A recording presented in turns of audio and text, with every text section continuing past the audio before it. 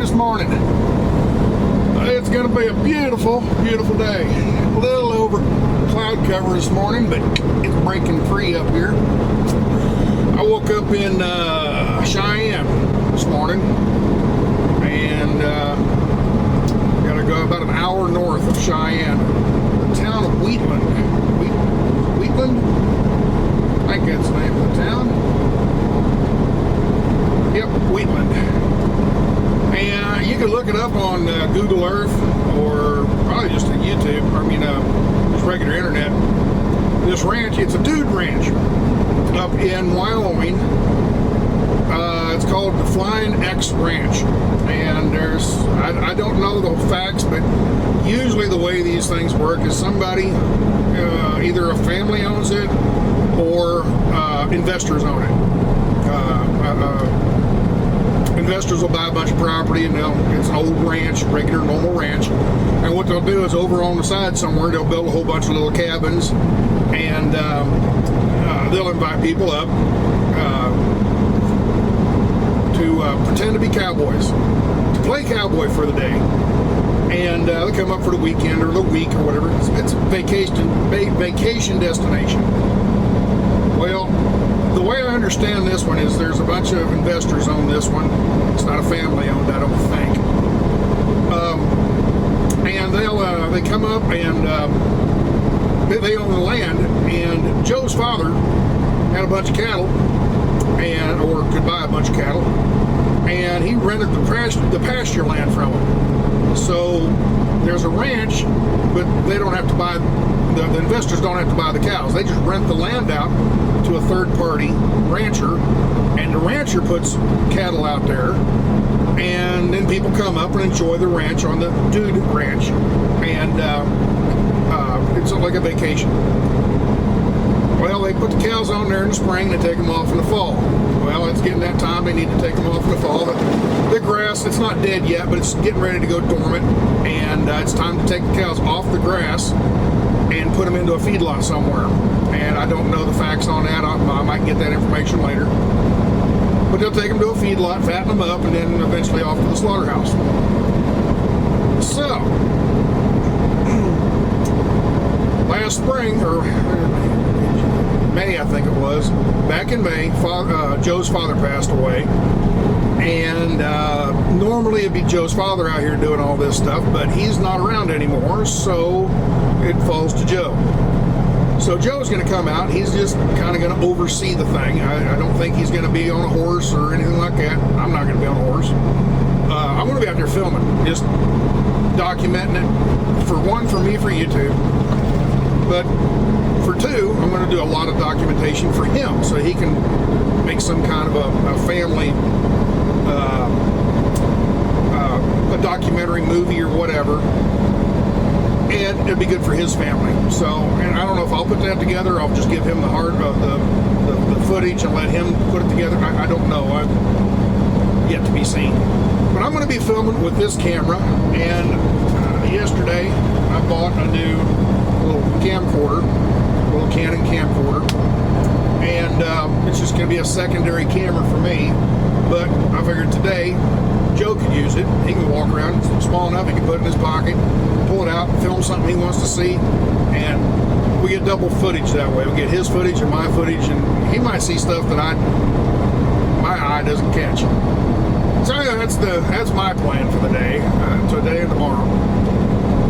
So what's going on with all the cowboys? All right, now these are real cowboys. They're not plastic cowboys from the big city.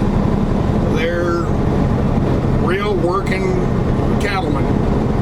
And a lot of these guys are coming from Colorado, up in the very northeast corner of Colorado is a town called Julesburg. And Joe's father had a big, or he still has, a big ranch there. And I don't know how many thousands of acres, but it's big. And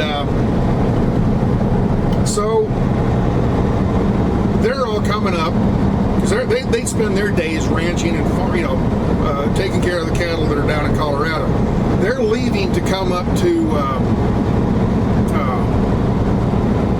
up here to Wyoming to round up this rental property cattle. Okay, show up today, somewhere around 11 o'clock noon, something like that. And they're bringing their horses and horse trailers and all that.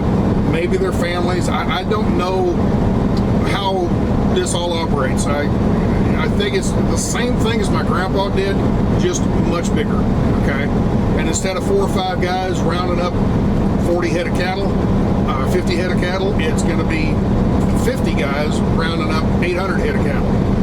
I think that's what's going on. But we'll find out. So, the next question. How did I meet Joe? First time Joe ever saw me, I was in my underwear. It was in Reno, Nevada. It was a cold, windy winter night.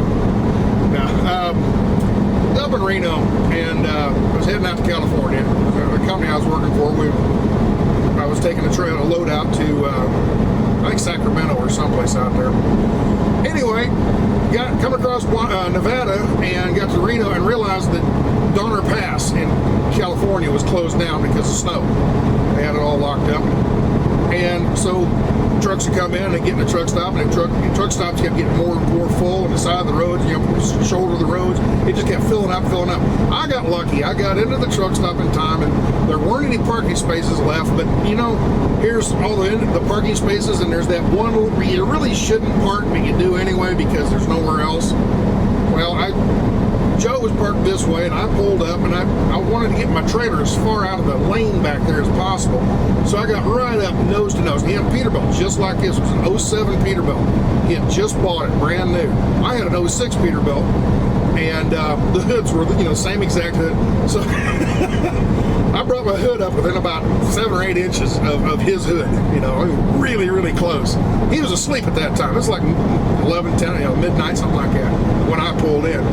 And so I went to bed.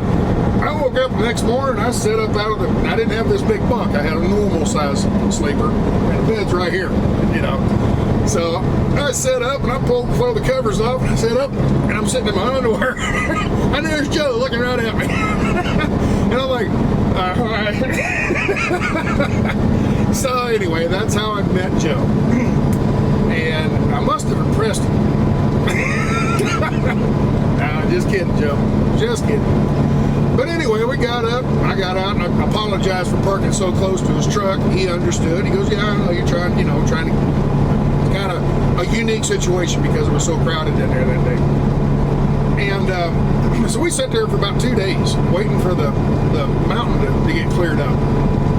And finally they got Donner Pass cleaned up, the snow plows and everything, got it all open.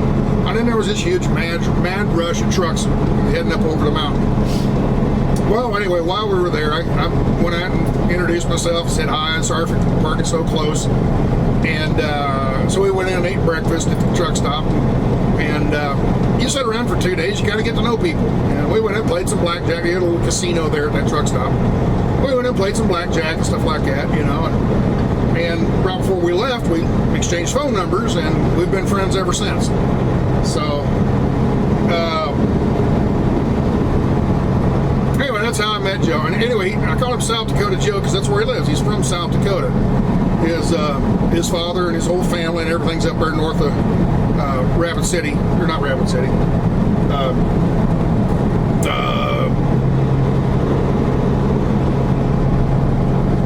What's the name of the town?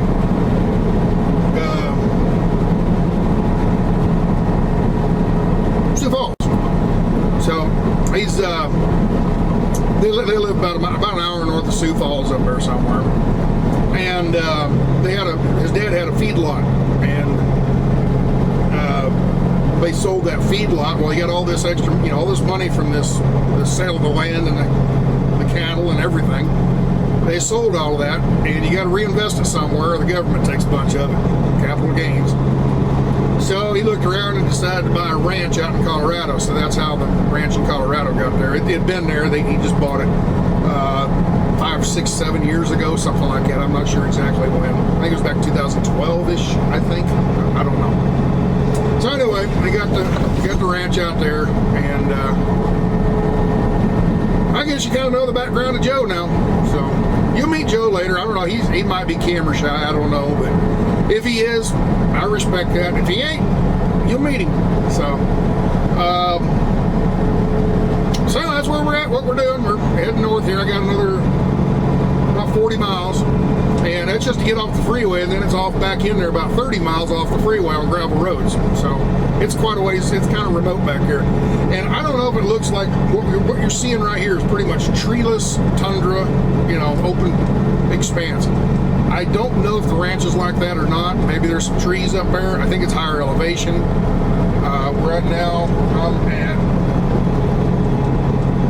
I'm right at 6,000 feet right now, 6,100 feet. When we get to the ranch, I'll look and see what elevation it is. I don't know. Anyway, I think I'm rambling on now, so I'm gonna cut you loose and look for a big video on Wednesday. Okay? Ciao. Bye bye.